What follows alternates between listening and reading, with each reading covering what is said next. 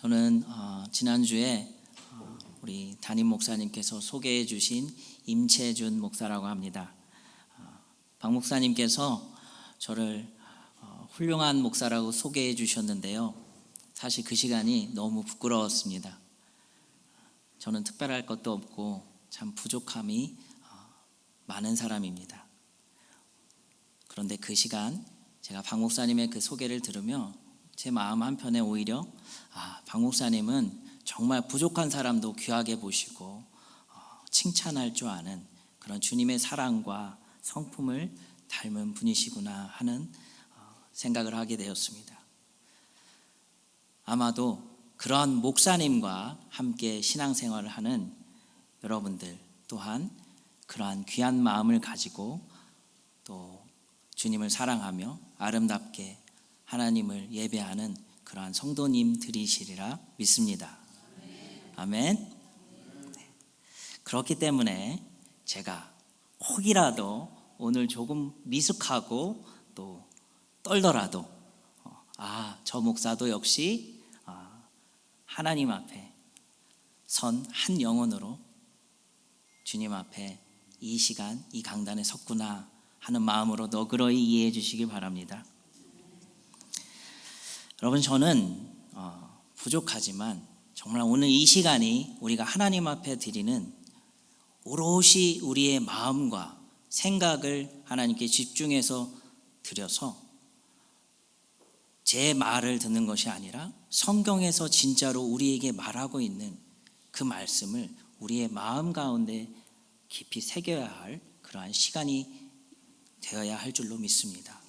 여러분 모두에게 그러한 시간이 되기를 간절히 바랍니다.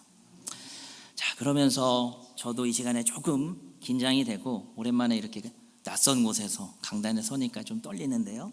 여러분들 이렇게 옆에 계신 분들과 함께 인사했으면 좋겠습니다. 오늘 말씀의 제목 아시죠? 평안하시죠입니다.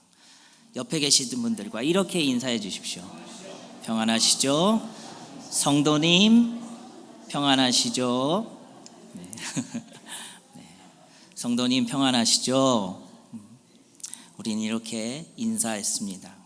여러분 평안의 의미를 잘 알고 계시죠?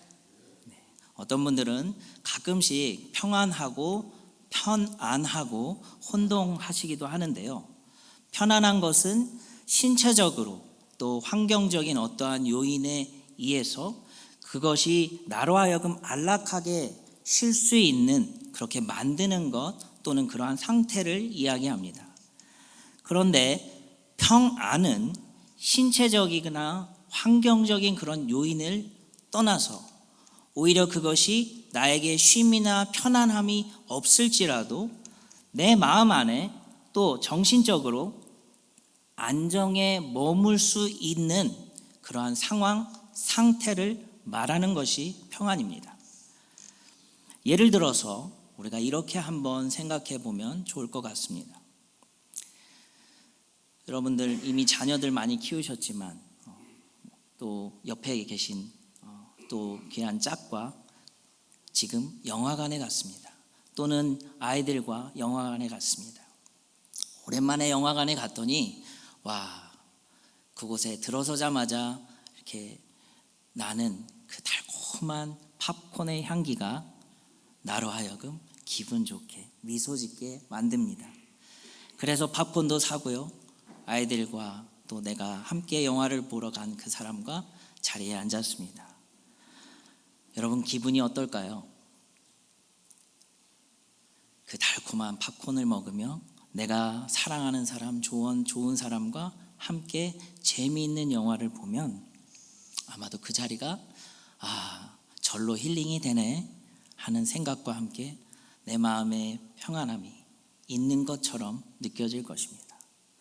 게다가 요즘 영화관 혹시 가보셨지요? 네. 가보면 영화관에 있는 의자가 얼마나 편안한지요. 푹신하고 영화를 보다가 그냥 스르르 잠이 들 것처럼 너무 의자가 좋습니다. 이럴 때 우리는 이 의자가 진짜 편안하다라고 말할 수 있는 것이지요. 행복해. 진짜 이게 평안한 것 같아. 좋은 것 같아. 라고 하는 그 순간 잠시 후 옆자리에 우연처럼 와서 앉는 한 사람이 있었는데요. 그 사람은 원래부터 내 마음에 들지 않는 사람이었습니다. 평소에도 나하고는 아이들 키우는 문제로 자꾸 충돌하게 되는 그러한 사람.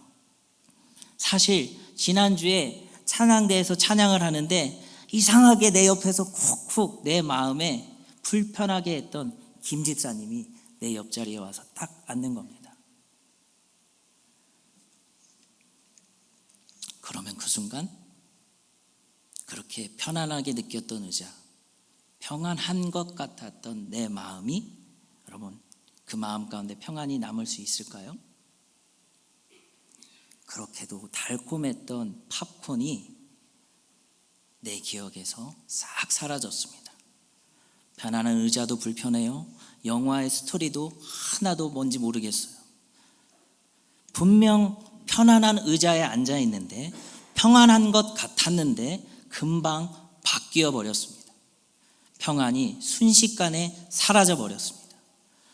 여러분, 이러한 상황은요, 사실 우리가 살아가고 있는 이 세상 안에서 심심치 않게 사소하게 또 일어나는 그러한 일들 중에 한 예입니다.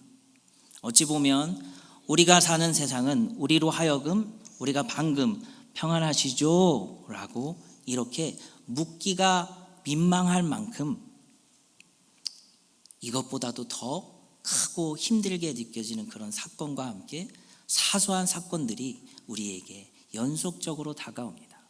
그러면서 우리의 마음이 늘 불안하게 하고 평안한 것 같았는데 나를 평안하지 못하게 합니다. 이 평안은요, 편안과는 다른 것입니다. 하지만 사람은 누구나 어떠한 상황 속에서도 내가 가지고 있지 않은 그러한 평안함을 원하고 그것을 그리워하는 것입니다. 그 이유가 무엇일까요? 여기서 이 부분이 아주 중요한 부분인데요.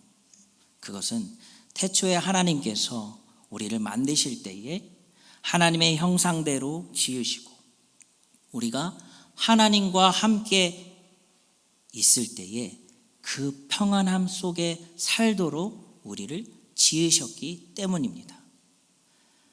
하지만 안타깝게도 죄로 인하여 인간이 하나님을 떠나면서부터 우리에게 그 평안이 깨어져 버렸습니다.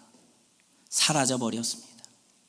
그래서 어떤 사람들은 그 평안을 끊임없이 찾기 위해 돈에서, 또 어떤 사람들은 관계에서, 또 어떤 사람들은 내가 이루고자 하는 성취를 통해서 그 평안함을 찾으려고 합니다. 그런데 안타깝게도 우리가 그리워하는 그 평안함은 우리에게 쉽게 찾아오지 않습니다. 여러분, 요즘 뉴스를 보셨죠? 전쟁의 소식이 우리에게 들려왔습니다. 물론 우리가 그 전쟁의 현장에 있는 것은 아니지만 하루를 멀다 하고 일어나는 그런 사건과 사고들, 이러한 전쟁으로 인해서 앞으로 경제는 더욱더 요동치고 수많은 생명들이 목숨을 잃어갈 수도 있습니다. 세상은 불안하고 복잡합니다. 누가 잘하고 못하고 이런 것을 떠나서 우리에게 들려오는 그러한 전쟁의 소식과 여러 사회의 소식들은 우리로 하여금 불안함을 놓지 못하게 합니다. 이러한 시대를 살아가는 우리들에게 오늘 이 시간 하나님께서 우리에게 우리의 평안을 물으신다면 여러분은 뭐라고 대답하시겠습니까?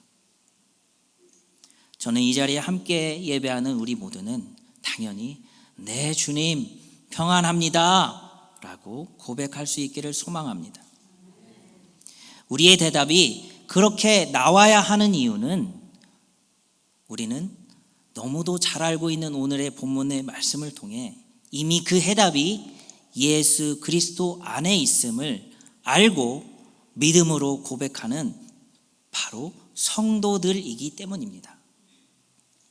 혹이라도 이 사실을 잊고 또 잠시 놓친 분들이 계시다면 오늘 말씀을 통해서 다시 한번 그 평안을 기억하고 주님을 붙잡게 되는 그러한 성령의 역사하심이 있기를 축원합니다. 우리가 읽은 본문의 말씀은 제자들이 풍랑을 만나는 사건으로 시작하죠. 제자들이 기적과 같은 오병이어의 사건을 경험한 이후에 일어난 사건입니다. 예수님은 그 이적 이후에 제자들에게 강을 건너가 먼저 있으라라고 보내시고 산으로 올라가서 기도하셨죠. 그런데 이때 문제가 생긴 것입니다. 제자들이 배를 타고 강을 건너가는데 바람이 불고 물결이 크게 일기 시작하더니 풍랑이 그 배를 덮치며 배가 요동치는 그러한 고난 가운데 처한 것입니다. 그런데 가만히 생각해 보면요, 이 제자들이 문제가 있습니까? 예수님이 끌고 다니면서 여러 가지 이적들도 보여주시고 예수님이 누구이신지를 잘 알게 해주시다가 자, 이제 너희들 먼저 배 타고 저기 건너가 있어, 이렇게 말씀하셔서 네 예수님 하고 배를 탄 것뿐이에요. 그렇죠? 그 배를 타고 가는데 갑자기 이런 고난을 당한 것입니다. 어쩌면 예수님이 너 여기 그냥 있어, 너희들 내가 기도하고 올 테니까 여기 기다리고 있어 라고 말씀하셨어도 그 제자들은 네 예수님 하고 대답했을 것입니다. 왜냐하면 조금 전까지도 이 제자들은 예수님이 어떤 분이신지, 예수님이 어떠한 놀라운 일을 하셨는지 자기들의 눈으로 보고 이분이 진짜 하나님의 아들이시구나, 예수님이시구나 하는 사실을 더욱더 마음의 확신을 가지고 그분을 믿게 되었을 테니까요. 이들은 예수님이 하라는 것에 그대로 순종하고 따라갔습니다. 그런데 그 믿음 안에서 예수님의 말씀을 따랐던 그 결과가 무엇이었습니까? 어쩌면 배가 뒤집히거나 가라앉을지 모르는 그러한 위험한 상황에 처한 것입니다. 여러분, 우리 삶에도 이러한 비슷한 일이 일어난 적이 없었는지요? 내가 정말 예수님 알고 예수님 믿고 예수님을 사랑하면서 예수님 전하면서 그렇게 하나님 앞에 살아가겠다고 했는데 어느 날 나도 모르게 큰 병이 걸리기도 합니다. 정말 기도하고 시작한 사업이 상상도 못했던 어려움에 처하기도 합니다. 이때 우리는 이렇게 예수님 앞에, 하나님 앞에 이야기하죠. 주님, 도대체 나한테 왜 이러십니까? 이러한 원망과 탄식이 나오지 않을 수 없습니다. 그러면서 내가 무엇을 잘못했을까? 도대체 어디서부터 무엇이 잘못된 것일까? 수없이 고민하기도 합니다. 그런데 분명한 것 한 가지는요, 우리가 주님의 뜻에 순종했다고 해서 우리 인생에 풍랑이 없는 것은 아니라는 사실입니다. 때로는 예수 믿고 살아가는 그 길에 순종의 길이 오히려 더 큰 바람을 만나고 힘들 때도 있습니다. 우리의 믿음이, 그 신앙이 깊어질수록 나를 더 흔들려고 하는 큰 파도가, 큰 풍랑이 나를 덮칠 때도 있습니다. 하지만 여러분 잊지 마시기 바랍니다.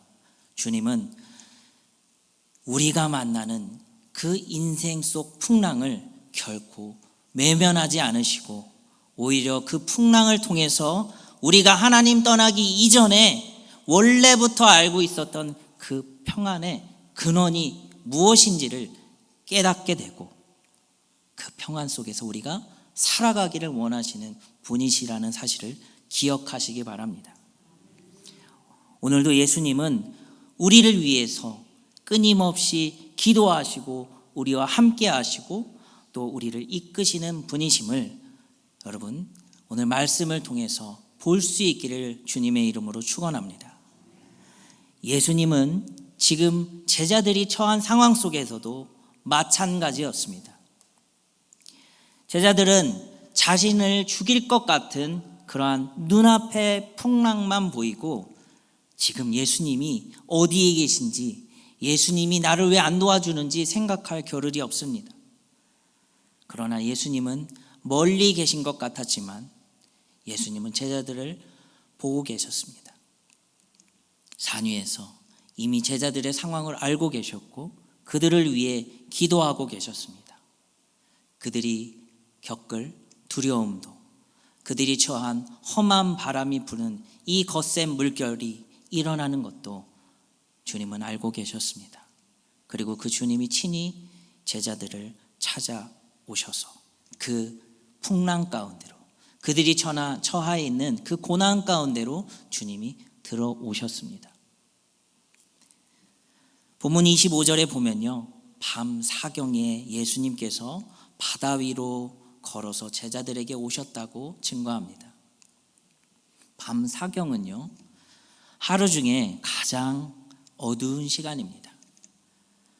혹 우리가 밤을 샌다고 치면 굉장히 지치고 더 이상 버티기 힘든 그러한 시간일 수 있습니다.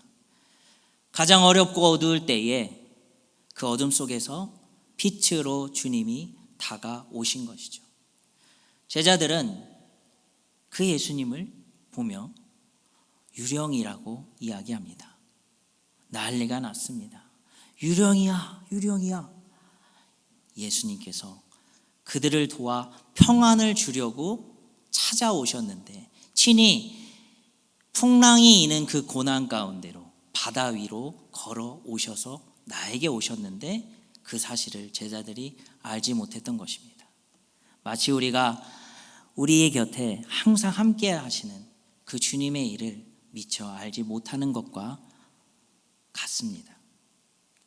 그때 예수님께서 제자들에게 말씀하시죠. 안심하라, 나니 두려워하지 말아라. 안심하라. 예수님의 말씀이 그들에게 평안함을 이야기합니다. 나야, 나니, 이것은 헬라어로 에고 에이미, 나는 스스로 있는 자라는 뜻이죠. 나는 단지 오병이어의 기적을 베풀고 무리를 걸어 다니는 그러한 신비로운 인간이 아니라 내가 스스로 계신 하나님, 즉 하늘과 땅의 모든 것들을 창조하시고 다스리시고 운행하시는 바로 그 하나님 그 자신임을 예수님께서 말씀하시는 것입니다. 그러니까 두려워하지 마라고 예수님은 제자들에게 말씀하신 것입니다. 평안의 근본, 그 모든 것들을 창조하고 운행하는 분이 나이기에 너희는 내가 그 평안의 근본됨을 기억하라. 그러니 두려워하지 말라라고 이야기하시는 것이죠. 세상의 평안함은 이와는 다르죠. 세상의 평안은 변하는 것입니다. 가끔 어떤 분들은 세상 평안을 이야기하며 세상 별거 있어? 응? 내가 가진 거 별거 없어도 나는 작은 것에 감사하고 만족하고 긍정적으로 생각하고 또 그러한 마음 안에서 내가 가진 거 남들에게 베풀어주고 그러고 함께 웃고 잘 어울려서 살면 되지. 그게 행복한 거고 그게 평안한 거지. 언뜻 들으면 우리가 생각하고 있는 것과 굉장히 비슷해 보입니다. 여러분, 맞는 말인 것 같습니까? 그러나 세상의 평안은요, 내가 그렇게 생각하고 살고 있고 그렇게 베풀어도 제가 처음에 말씀드린 것처럼 내 옆자리에 저 사람은 아니기를 바라는 그 사람이 딱 옆에 와서 앉는 순간 그 평안함은 어디에 있었는지 모르게 사라져 버립니다. 요한복음 14장 27절에 예수님께서 말씀하셨습니다. 평안을 너희에게 끼치노니 곧 나의 평안을 너희에게 주노라. 내가 너희에게 주는 것은 세상이 주는 것과 같지 아니하리라. 너희는 마음에 근심하지도 말고 두려워하지도 말라. 그리고 그 예수님께서 오늘 또 이야기하십니다. 안심하라. 나니 두려워하지 말아라. 참 평안은 나의 처한 환경이나 생각을 바꾸어서 얻을 수 있는 것이 아닙니다. 그 평안의 근원이 되시는 예수님께서 나와 함께 함을 통해서 얻는 것임을 여러분 오늘 말씀을 통해서 다시 한번 여러분의 가슴에 우리의 마음에 새기는 저와 여러분 되기를 소원합니다. 주님만이 우리의 하나님이시고 스스로 존재하는 분이시며 우리와 함께 하시기 위해 이 땅 가운데 오셔서 우리를 구원하시는 그 주님 되심을 여러분 날마다 고백하길 원합니다. 특별히 지금 우리가 보내고 있는 이 사순절 기간 동안에 그 예수님이 더욱더 깊이 묵상되어지고 우리에게 그 예수님을 알게 하신 그 예수님을 우리에게 보내주신 하나님께 더욱더 감사할 수 있는, 그래서 그 예수님으로 인해 우리가 평안한 그러한 시간이 되어지는 그러한 사순절이 되기를 소원합니다. 성도 여러분, 이제 우리의 시선을요 잠시 바꾸어 어떠한 상황 속에서도 흔들리지 않는 그 예수님만 바라보는 시선이 되어야 함을 여러분 말씀을 통해서 다시 한번 확인하길 바랍니다. 믿음으로 베드로가 이렇게 고백했습니다. 주여, 만일 주님이시거든 나를 명하사 물 위로 걸어오게 하소서. 예수님 뭐라고 하셨죠? 예수님이 베드로에게 명하였습니다. 네, come, 일로 와, 걸어와 라고 얘기하셨죠. 예수님께서 오라고 하시니 베드로가 정말 물 위를 걷게 되었습니다. 마치 예수님처럼. 그런데 베드로가 걸어가는 그 물 위는 여전히 풍랑이 일고 있었습니다. 그런데 놀랍게도 예수님이 말씀하시니 그 예수님을 베드로가 바라보고 가니 그 물 위를 걸을 수 있었습니다. 하지만 그의 시선이 예수님이 아닌 바람을 향해 시선이 옮겨지니 베드로는 물에 빠지기 시작합니다. 여러분, 이 모습이 우리의 모습은 아닐지요? 분명 내가 예수님을 바라본다, 예수님을 바라볼 때에는 평안했는데 내 시선이 예수님이 아닌 바람을 향하니 금세 불안해집니다. 물에 빠집니다. 우리의 마음이 예수님을 바라보지 못하였기 때문입니다. 하지만 우리 인생 속에는 늘 바람이 불고 있었습니다. 지금 이 순간에도 우리가 예수님을 생각하지 않으면 집에 있는, 내 뒤에 있는 풍랑과 같이 고요한 것 같지만 언젠가 강하게 불 수 있는 그 풍랑, 그 바람을 우리가 볼 수밖에 없습니다. 그래서 우리의 시선은 언제나 예수님을 향해야 하는 것입니다.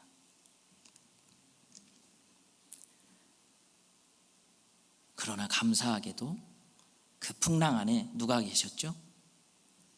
예수님이 우리와 함께 하고 계셨습니다. 풍랑 안에 계신 그 예수님께서 베드로를 향해 손을 내미시자 베드로는 금방 건져 올려지죠. 그를 붙잡아 구원해 주셨습니다. 이제 예수님께서 베드로와 함께 배에 오르자 그 바람은 즉시 멈추었습니다. 평안함이 그들 안에 있었습니다. 제자들은 예수님을 이렇게 경배하며 고백하죠. 진실로 진실로 하나님의 아들이로소이다.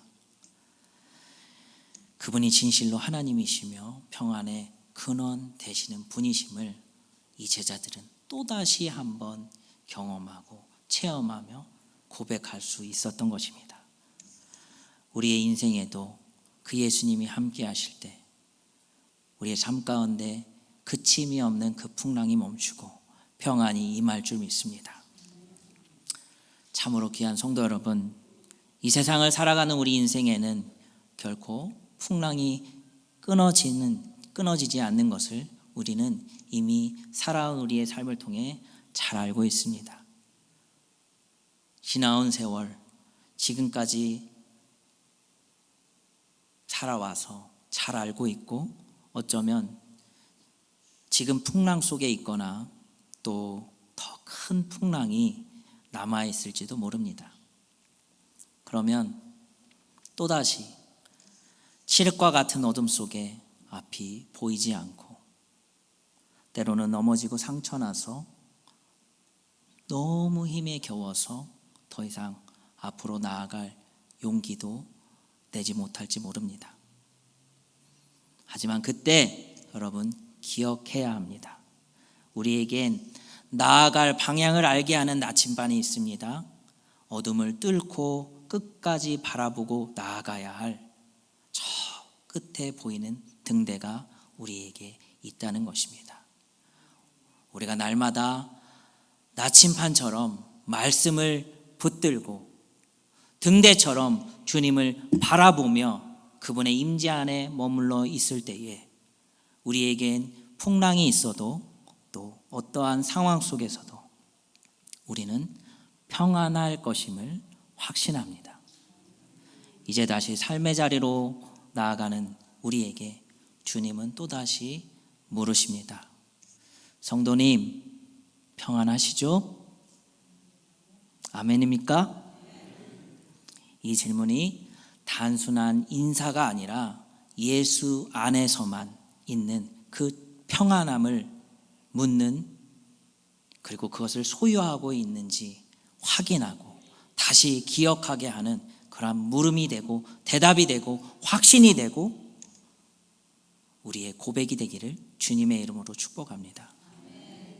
어제도 오늘도 영원토록 함께 하시는 그 주님 안에 있는 평안을 누리고 내 것으로 남기는 것이 아니라 그 평안을 또한 전하는 주님의 모든 자녀들, 성도님들 되시기를 주님의 이름으로 축복합니다.